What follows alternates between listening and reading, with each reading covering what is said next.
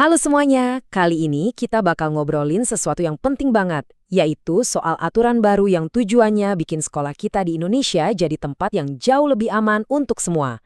Namanya Permendikbudristek nomor 46 tahun 2023. Oke, jadi ini dia nih peta perjalanan kita. Kita bakal mulai dari kenapa sih aturan ini perlu banget ada, terus kita bedah apa aja yang dianggap kekerasan, siapa penjaganya di sekolah, gimana alur laporannya, dan yang paling penting, apa yang bisa kita lakuin. Yuk, kita mulai dari pertanyaan yang paling dasar. Kenapa sih kita butuh banget aturan baru ini? Nah, untuk jawab itu, kita perlu lihat dulu kondisi yang bikin kita perlu kerangka kerja yang lebih kuat buat ngelindungin lingkungan sekolah kita.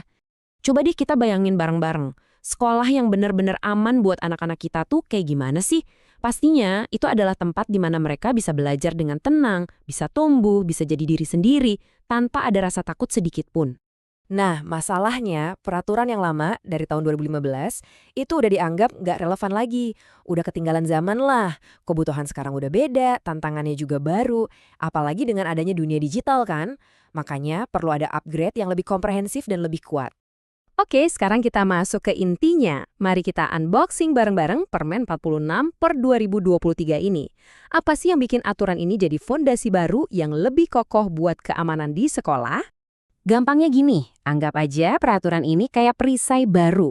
Fungsinya bukan cuma buat nanggepin kalau ada masalah, tapi yang lebih penting buat mencegah. Tujuannya adalah menciptakan sebuah ekosistem sekolah yang positif, yang nyaman, dan yang saling dukung. Nah, ini yang krusial banget. Perisai ini ngelindungin siapa aja. Jawabannya, semua orang. Bukan cuma murid, tapi juga guru, staf tata usaha, orang tua, komite sekolah, pokoknya siapapun yang ada di lingkungan sekolah. Semua orang punya hak buat merasa aman. Titik. Oke, kita udah punya perisainya. Tapi, perisai kan nggak akan berguna kalau kita nggak tahu apa yang kita lawan kan? Nah, peraturan ini ngejelasin dengan detail banget apa aja yang termasuk kekerasan. Jadi ada 6 wajah kekerasan yang diakui di sini. Mulai dari yang kelihatan jelas kayak kekerasan fisik, sampai yang lebih tersembunyi kayak kekerasan psikis, perundungan, kekerasan seksual, diskriminasi, bahkan sampai kebijakan sekolah yang ternyata mengandung unsur kekerasan. Dan yang super penting, semuanya ini bisa terjadi baik di dunia nyata maupun di dunia maya atau online. Coba deh perhatiin, bagian kekerasan seksual ini detail banget. Dari lelucon yang nggak pantas, kirim-kirim gambar, sampai tatapan yang bikin nggak nyaman. Ini penting banget karena hal-hal yang dulu mungkin dianggap, cuma bercanda, sekarang ditegaskan sebagai sesuatu yang nggak bisa diterima. Begitu juga soal diskriminasi. Ini nunjukin kalau aturan ini nggak cuma ngurusin masalah antar individu, tapi juga penyakit sistemik. Misalnya kebijakan sekolah yang tanpa sadar malah bikin lingkungan jadi nggak adil atau nggak ramah buat kelompok tertentu. Keren kan? Nah, aturan ini nggak cuma ngasih dasar masalah, tapi juga solusinya. Jadi dibentuklah semacam penjaga atau tim satgas di sekolah. Siapa aja mereka dan apa tugasnya? Yuk kita kenalan. Oke, jadi di tiap sekolah itu wajib ada yang namanya TPPK atau Tim Pencegahan dan Penanganan Kekerasan. Anggap aja mereka ini tim reaksi cepatnya. Garda terdepan. Nah, kalau kasusnya lebih rumit atau butuh penanganan lebih lanjut, ada backupnya, yaitu satuan tugas di tingkat pemerintah daerah.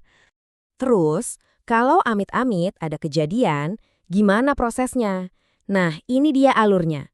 Udah dibuat jelas banget supaya setiap laporan itu didengerin dan ditindaklanjuti dengan serius.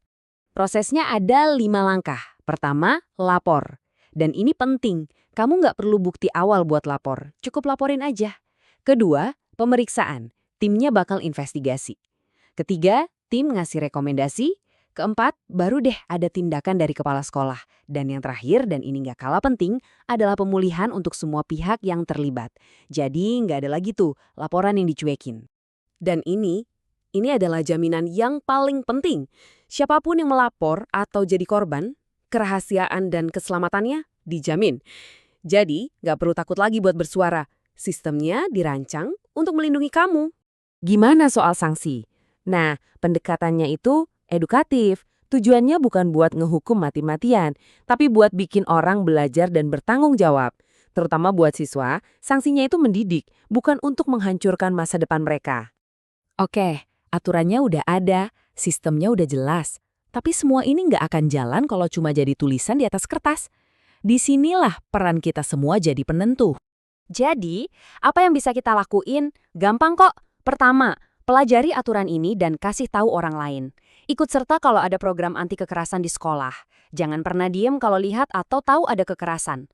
Dukung mereka yang jadi korban. Intinya, yuk kita sama-sama bangun budaya sekolah yang saling menghargai dan aman. Pada akhirnya, pemerintah udah ngasih kita alatnya. Kerangka kerjanya udah ada. Tapi yang bakal membangun sekolah yang lebih aman itu ya kita semua bareng-bareng. Jadi pertanyaannya sekarang bukan lagi aturannya apa, tapi bagaimana kita akan menggunakan alat ini bersama-sama.